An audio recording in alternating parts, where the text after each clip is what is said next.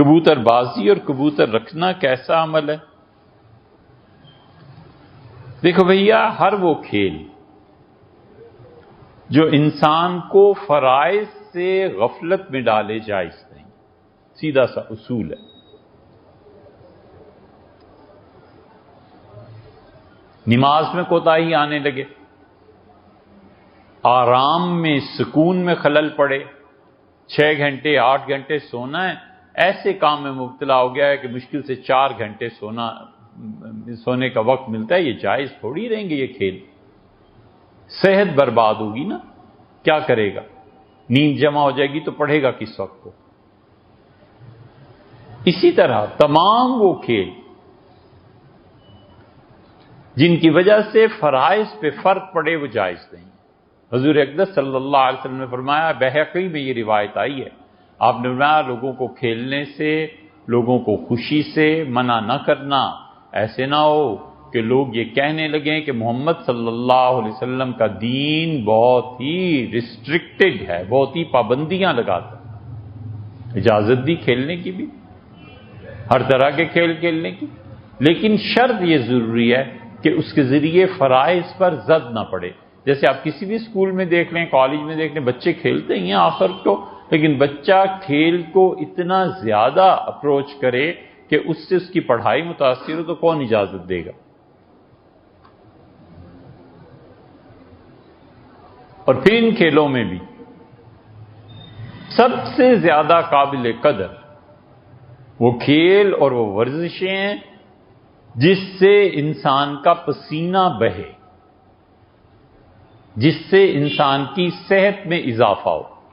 جس سے انسان کی طاقت میں اضافہ ہو۔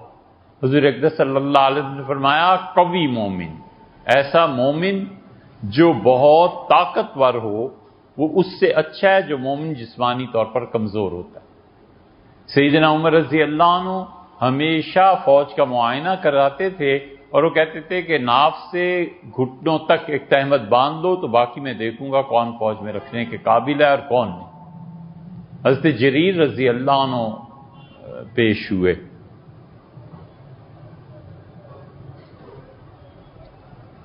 اور جریر جوان تھے جب رسول اللہ صلی اللہ علیہ وسلم کی خدمت میں آئے، تو آپ نے فرمایا، جریر تمہاری 2 باتیں مجھے بہت اچھی لگتی۔ کہ اللہ کے رسول کیا؟ آپ نے فرمایا، یہ جو تم ٹھنڈے مزاج سے بات کو سنتے ہو، دیکھتے رہتے ہو، یہ جو تمہارا ٹھنڈا مزاج ہے نا، اور پھر جب لوگ بدتمیزی پہ اتر آئیں تو بھی تم بڑے تحمل سے کام لیتے ہو، یہ 2 باتیں مجھے بہت اچھی لگتی۔ کہ اللہ کے رسول یہ مجھ میں پیدائشی طور پر ہیں یا میں نے اپنے آپ کو سنوارا ہے؟ آپ نے پیدائشی طور پہ اللہ نے تمہیں یہ چیز دی۔ آدمی کو ہمیشہ اپنے پہ غور کرنا چاہیے کہ جو چیز فطرتاً اللہ نے مجھ میں رکھی ہے، میں اس میدان میں محنت کروں تاکہ اس امت کا ایسٹ سرمایہ بنوں، کیونکہ فطرت خود اس کا تقاضا کرتی ہے۔ اوپر سے جب محنت بھی شامل ہو جائے گی تو فطرت اور محنت جب شامل ہوں گی نا تو پھر رازی بن جائے گا، پھر نیوٹن بن جائے گا، پھر آئنسٹائن بنے گا، پھر بولی سینا بنے گا، پھر غزالی بنے گا۔ یہ ہوتا ہے۔ تو ہر وہ کھیل کود جو انسان کی طاقت میں اضافہ کرتا ہے، حضور اقدس صلی اللہ علیہ وسلم، جریر رضی اللہ عنہ، اور جریر کہتے ہیں، صحیح بخاری میں آتا ہے کہ میں نے جب سے اسلام قبول کیا ہے، ما حجبنی رسول اللہ صلی اللہ علیہ وسلم، رسول اللہ صلی اللہ علیہ وسلم کبھی بھی مجھ سے انہوں نے پردہ نہیں کیا۔ مطلب یہ کہ گھر میں ہوں، میں پہنچا ہوں تو تشریف نہ لے آئے ہوں، کبھی کسی کو کہہ دیا ہو کہ میں کہہ دیتے تھے میں نے آج سونا ہے، کسی کو مت آنے دینا، کبھی ایسے، اور ان کا کبھی ایسے نہیں ہوا کہ میں رسول اللہ صلی اللہ علیہ وسلم کے پاس گیا ہوں اور مجھے دیکھ کر آپ مسکرائے نہ ہوں۔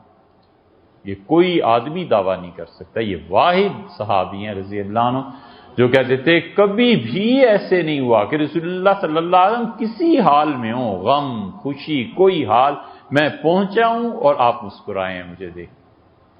بہت بڑی چیز ہے۔ حضور صلی اللہ علیہ وسلم کو مسکرانے کا مطلب یہ ہے کہ جنت کی گارنٹی ہے، اللہ کی خوشی کی گارنٹی۔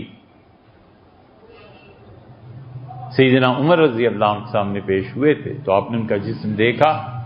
تو حضرت عمر رضی اللہ عنہ نے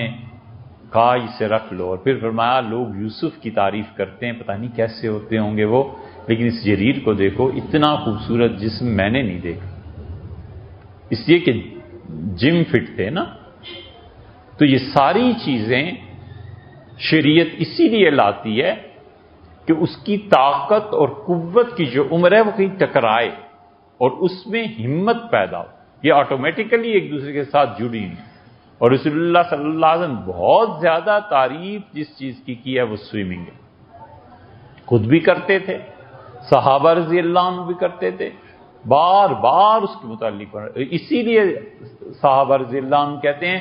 جس میں دو چیزیں پائی جاتی تھیں، ایک اس کا نشانہ ٹھیک لگے، تیر اندازی شوٹنگ، اور دوسری سوئمنگ۔ جس شخص کی اچھی ہوتی تھی، ہم رسول اللہ صلی اللہ علیہ وسلم کے متعلق ہمیں معلوم تھا کہ اس آدمی سے حضور صلی اللہ علیہ وسلم بڑے خوش ہوں گے، ہم تعریف میں اس کا سرٹیفکیٹ جو دینا ہے اس میں یہ کہتے تھے کہ اللہ کے رسول یہ سوئم بہت اچھا کرتا ہے اور اس کا نشانہ ٹھیک ہے۔ حضور صلی اللہ علیہ وسلم خوش ہوتے تھے، گلے لگاتے تھے ایسے کو، فرماتے تھے فوج میں رکھو۔ یہ چیزیں کبوتر بازی، کبوتروں کا رکھنا، بہت سی گرچہ روایات آئی ہیں لیکن ہمارے دور میں جنرلی اس کی تعریف یہ ہے